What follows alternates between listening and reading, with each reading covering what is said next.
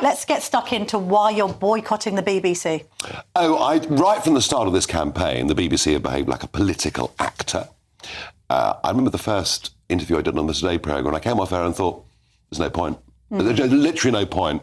No opportunity to talk about policy, about ideas. But what happened on Friday with that question time audience was truly astonishing.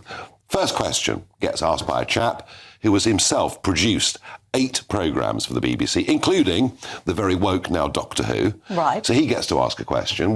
Third question is asked by a chap who's a well-known street Palestinian campaigning activist. I think question number 7 or 8 was asked by a girl who's a very active left-wing campaigner, which is perhaps fine. Point I'm making is a question time audience is supposed to be representative of the country as we go into the final week of a general election. It was miles from that. And I did ask the BBC for an apology. Having said that, does that necessarily disadvantage you? Because you know what you believe. You're a robust communicator. You get taken on by people that don't agree with you. Then it's you can position yourself very strongly. Look, I'm all for a free and fair debate. Goodness gracious me! But I've now done a series of big BBC programmes over the last few weeks, and every single audience has been tilted towards either the Green or the Labour Party in the most astonishing way. They refute that. And I will read their statement at the end, but fair enough. Let's talk about this Channel 4 documentary then. So you're saying that this guy, Mr. Parker, Andrew Parker, who turned up as an activist on the day, he's an actor, but at the same time, what I can't pin down is, are you suggesting that this is Channel 4, like placing him in there as a stooge? Because they're denying that. Channel 4 will stay as far away from it as possible. Of course, Channel 4 use production companies. Yeah. That gives Channel 4 deniability. Look, let's just get the facts. This chap bowls up, all right? Big, larger than life, a really big, strong, almost slightly comedic comic accent. And that's how he is. He hangs around the office. He hangs around with 2 people who I didn't understand at the time were working for Channel 4. They were together. He then says, I've got a big car. Canvassing team come with me. A couple of our activists get in the back with Channel 4 in the front. And from the minute he got in the car, apparently, he was saying all sorts of things about people of different colours and sexualities and trying to G up the reform activists who didn't play. Then they get to the canvassing spot and he comes out with this stream of invective against Rishi Sunak. He says that all the mosques should be turned into Weatherspoons.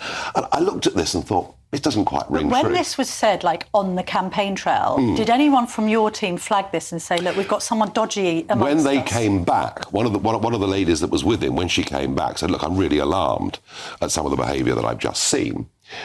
Anyway, what did you then say? Because presumably I didn't find out till the next morning. Right, okay. Because I wasn't there. Because somebody in the team should have then said to that activist, to Andrew Parker, sorry, we don't want your type around here. He'd gone. Right. The next morning I found out he was an actor, right? Go to his website. He speaks, he's very posh. Yes. Not quite Jacob Rees-Mogg, but he's very, very posh. And yet he has this alter ego where he does what he calls rough speaking. Yeah. He even posts on TikTok. He's a modern-day Alf Garnett type. I mean, the stuff on TikTok is... The language is horrendous. Why, if you were a genuine reform canvasser, why would you turn up in the office using your alter ego voice and not your real voice? But that doesn't necessarily prove that he's been sort of placed or engineered into that by Channel 4, does it? Well, he's worked for Channel 4 in the past. Yeah. He's done acting roles in the past. But you don't have concrete proof that Channel 4 have said to this guy, right, you go in, you go and start casting aspersions around and using racist language and see if Nigel agrees with it. He seemed to know the Channel 4 infiltrators very well. And by sheer coincidence, on a day when there were 100 canvassers, they were all together in the same car. The morning after this all came out, he was rung by us on the Telegraph. He denied that he was an actor. He lied then. I've seen lots of this in the past. This is the biggest smear stitch-up I have ever seen. We will get to the bottom of this. All right, fair enough. On the subject of some of your dodgy candidates, let's just grasp the nettle here, because the question will be, why do so many racists and people with inappropriate views about homosexuality, even about, Jewish people, why do they all get attracted to reform? I think, ironically, it's because I destroyed the BNP. I put them out of business. Yeah. So where else can these people go? But you don't want them with you? As you know, when I led UKIP and hey... I mean, when the Brexit Party, when 29 of us turned up in Strasbourg 5 years ago, we were the most diverse group ever seen in the European Parliament. And you know where I am on this.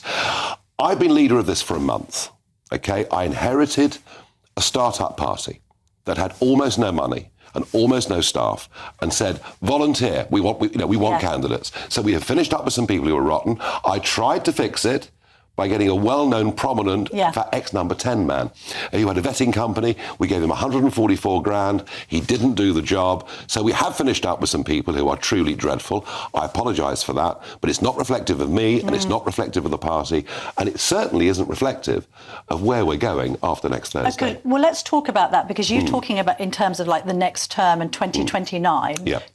Just clarify, are you saying you want to run to be PM in 2029? Unless somebody younger and better looking comes along. All right, so you appreciate then the need to do two things. First of all, you've got to absolutely professionalise reform. Absolutely. We were saying earlier, if reform's actual organisation was as good as your social media, you'd be doing well. But it strikes me, there isn't the governance there isn't the vetting procedures, it's all pretty chaotic. It's a start-up. It's a start-up. It is a little start-up. How will you improve things over the course of the next 4 to 5 years then? I've done it before.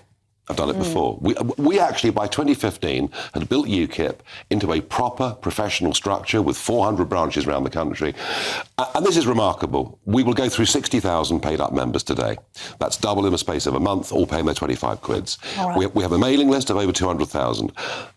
I am going to build a mass movement in British politics for real change, because you know something? Labour don't represent that. All right, so mass movement, if you really do want to be PM in 2029, then you and I both know that your vote share needs to start with a 3, not a 1 or a 2. And so here's the question for you in Reform. Do you actually have to moderate a bit more? Because I appreciate you've got people watching and listening to this who are massively in your fan club. They love you. You've got that caucus of support. I think Scarlett Maguire said to me last week, you're averaging, if you take all of the polls, around 18%. You've got to get that much higher, and you're not going to do that with inflammatory remarks about Vladimir Putin that have put off I've made none. moderates. No, I've made no inflammatory remarks. But you know that there are some, they've written into the Telegraph, I know them in my own circle. Of course, because it's the hoax. I was considering voting for Reform, but this has put me off. It's the hoax. Look, unlike the Conservative and Labour Party, I was opposed to the Iraq War. I was opposed to the Libyan War, and I predicted 10 years ago what Putin would do in Ukraine. None of them saw this coming. The fact that I predicted it doesn't mean I support it, but that's the sort of nonsense that you get in politics. But you do appreciate that some of this does, and even perhaps some of the problems with the activists, it makes more moderate righties think, I don't know, I can't touch Reform. I'm finding Farage a bit unsavoury. You do understand that mentality? I do, and I've been in this game for 3 decades, so I understand that. But I tell you what, today we launch a star. I think perhaps if somebody is going to replace me, maybe you'll see him today. We've got 5,000 people coming to Birmingham at midday today. And Zia Yusuf, who is a self-made, highly successful businessman. Yes, I've interviewed him. Patriotic, he's going to be the big star of today. Having said that, some of your other stars have been a bit conspicuous by their absence. Where's Lee Anderson been on the campaign trail? His wife has been very seriously ill. I didn't know that. In the last couple of days. People have been asking me, where is Lee? So I wanted Lee to come today, but his wife has been very ill. Fair enough. Thank you for clarifying that point. When I said about that whole moderating your views then, so you think that you can grow this from a fairly sort of right-wing platform? I'm not going to call it far right and hard right. No. Do you need to moderate a little bit to get more people in, to get to 30%? No, because I think what we're talking about, the fact that Britain is broken, that nothing works, that the population explosion has devalued the lives and quality of life of pretty much everybody.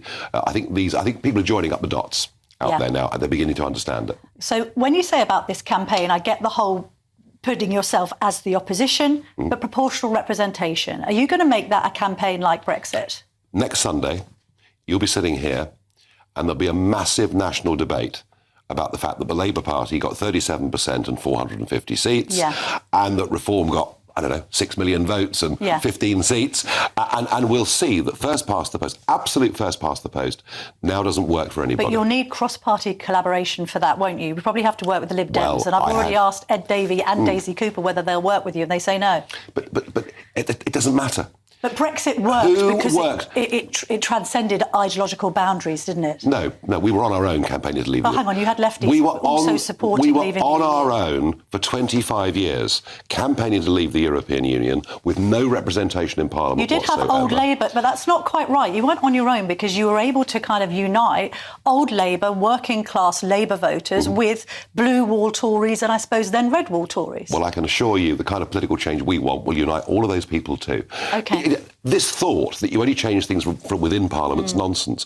Brexit happened because of a grassroots upwelling in this country. Are you worried about votes for 16 or 17-year-olds, or does your TikTok following suggest you might benefit from that? Oddly, my support amongst youngsters has just gone through the roof in these last few weeks. No, I don't think you should be able to vote in an election that you can't be a candidate in. And I don't think 16-year-olds should be in Parliament. Even if the 16 and 17-year-olds might be persuaded by reform, because we've seen what right-wing parties have done in the European Parliament, right? But there is something called principle as well. Yeah, OK. You know? All right. George Galloway has suggested that you two should have, as the great disruptors of British politics, that you should have a one-on-one debate between now and Thursday. Leader of the Workers' Party, obviously got quite a controversial past. What do you think of that? Would you go head-to-head with Galloway? He's a fascinating figure. I do find his views on Israel pretty offensive. I don't like the kind of sectarian politics that we saw that got him elected to Parliament. Nigel. But you know what? There wouldn't be much of a debate because he's more opposed to cross-channel migrants than me. No. He's a bigger supporter of Trump than I am. Yeah. I'm not sure where the debate would be. Well, would you have one? Not in the next 3 days. I've got too much to do. OK. But he has challenged you to one. But the principle of having debates, I'm all for. Yeah. Because what we've seen is Keir Starmer not wanting to say anything and Rishi Sunak telling the country he supports low taxes and low immigration, having done the opposite. Talking about debates, Trump versus Biden on Thursday night. OK, now, obviously there are now calls for Biden to step down and it's hoped that somebody will tap him on the shoulder. Obama, his wife Jill. Do you think Trump can still win if they replace Biden with somebody like Newsom? Yes, I mean, the Jill Biden role is extraordinary. I mean, what is happening to Joe Biden is almost elder abuse. It was hard to watch. Even Trump didn't attack him because it was just so awful. Yes. And predictable. But it would be better for Trump if he stays in place, right? Well, I think the Trump team have always wanted him to stay in place. Gavin Newsom is, of course, much younger, quite photogenic, but comes with a hell of a millstone around his neck, and that's the state that California's in. He's been the governor, worst education system in the whole of America. Yeah. So I still think Trump wins. All right. Nigel Farage, thank you very much indeed for joining me this morning. I need to just give you the BBC and Channel 4 statement against what Nigel Farage is saying. They've pushed back against his claims, the BBC, and a spokesman said, "We refute these claims. Question Time audience was made up of a broadly similar levels of representation from Reform UK and the Green Party, with other parties represented too. There were also a number of people with a range of political views who are still making up their mind."